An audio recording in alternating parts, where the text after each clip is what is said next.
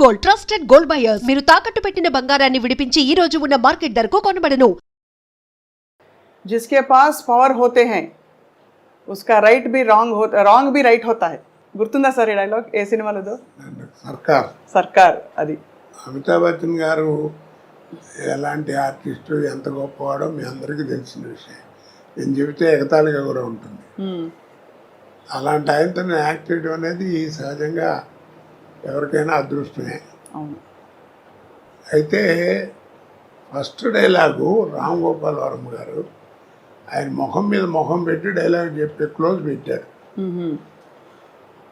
సరే నేను డైలాగ్ కడక్కని చెప్పించాను, సింగిల్ టేక్ ఓకే అయిపోయింది. రాముజీ అన్నాడు ఆయన, అమిత్జీ అంటూ వచ్చాడు. Perfect selection for this character sir. Are you from stage అన్నాడు నన్ను. అంటేను నేను I acted on the stage for 25 years. Yes, that potentiality I am seeing you. అనగానే వాళ్ళ అబ్బాయి కూడా అక్కడ ఉన్నాడు, ఏదో ఫోన్ మాడుతూ పక్కకి.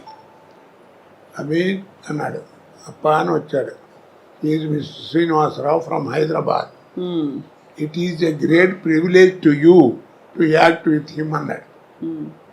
అది నాకు అప్పుడే సర్టిఫికెట్లో అనిపించింది. అబ్బో, అవును, ఆయనతో మాట అనిపించుకోవడం మాటలు కాదు కదా. అలాగా ఒక ఇది. అలాగే రజనీకాంత్ గారు అందరూ మీ పాత్రల పరంపర ఎవ్వరూ భర్తీ చేయలేకపోయారు సార్. ఇప్పుడు అమితాబ్ బచ్చన్ గారి ప్రస్తావన కూడా ఎందుకు తీసుకొచ్చామంటే, ఈ మధ్య ఆయన కల్కి సినిమాలో చూసాం.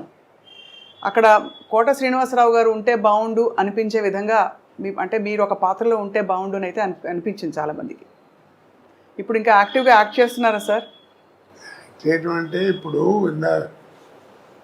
నీళ్ళు ఎక్కువైనాయి, మధ్య బలతం పడిపోయిందమ్మా. టాలెంట్ ఎవరికి అక్కర్లా. ఇప్పుడు హీరో అప్పుడంటే ఆ రోజుల్లో టాలెంట్ ఉన్న వాళ్ళే తక్కువగా ఉండేవారు, జాగ్రత్త గట్టిగా పట్టుకుని వాళ్ళే స్థానం పట్టేవారు. ఇప్పుడు ఏమిటంటే హీరో అంటే 40 మంది 50 మంది ఉన్నారు, కమెడియన్స్ ఎంతమంది ఉన్నారో ఎవరికి తెలియదు. అలాగా ఎవరిని చెప్పలేకపోతున్నాం. ఒక పద్ధతి పాడు ఏం కనపట్లా. ఇప్పుడు సినిమా ఎక్కడ లేదు, అంతా సర్కస్. పేతా సాంగ్స్ కూడా డాన్స్ చేస్తున్నారు. ఇక సర్కస్ చూడలేక భయపడి మన ఫుడ్ కూడా పోద్దని చెప్పి సర్కస్ కూడా మూసిస్తారు. అలా తయారైపోయింది. ఆ క్వాలిటీ అవి పోయినాయి, ఆ కథలు పోయినాయి, అవన్నీ పోయినాయి. అప్పట్లో ఏమిటంటే సినిమా ప్రభావం మనుషుల మీద ఎక్కువ ఉండేది. ఇప్పుడు ఏంటంటే మనుషుల ప్రభావం సినిమా మీద వచ్చింది. అంటే ఏ విధంగా సార్? అంటే కొన్ని ఉదాహరణలు ఇవ్వగలుగుతారా? ఈ మధ్య సినిమాలు ఏమన్నా చూసారా మీరు? ఏవో టీవీలో వచ్చేవి. ఇప్పుడు నేను కనీసం నాతో 100-110 సినిమాలు చేయించుంటారే పొలిటికల్ క్యారెక్టర్లో. మరి ఏది కోట శ్రీనివాసరావు బోర్ కొట్టాడని అనలా. అది ఎక్కడి నుంచి వచ్చింది అంత నాకు ఎక్కడి నుంచి వచ్చింది అబ్జర్వేషన్. ఇప్పుడు టీవీలో మాట్లాడటం, బయట మాట్లాడటం చూస్తున్నాం కదా.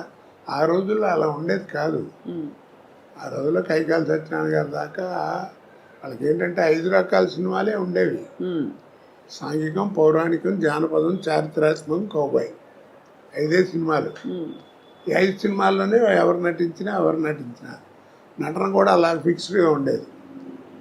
సపోజ్ మహమ్మదీడు వేషం వేశారనుకోండి, మీకు ఇస్తే మాకు ఇస్తాం, మాకు పెడితే మీకు పెడతాం, అట్లా ఉండేది భాష. పొలిటికల్ లీడర్ చెప్పాలంటే సోదరి మనలారా అలా ఉండేది. పౌరాణిక అలాగా. ఇప్పుడు అలా కాదు కదా. అందుకని అప్పుడు యాక్టింగ్ కానీ ఇవి కానీ రిస్ట్రిక్టెడ్గా ఉండేవి. ఇప్పుడు ఆ రూల్స్ రెగ్యులేషన్స్ ఏం లేవు. ఇప్పుడు అన్నీ అందుకని అబ్జర్వేషన్.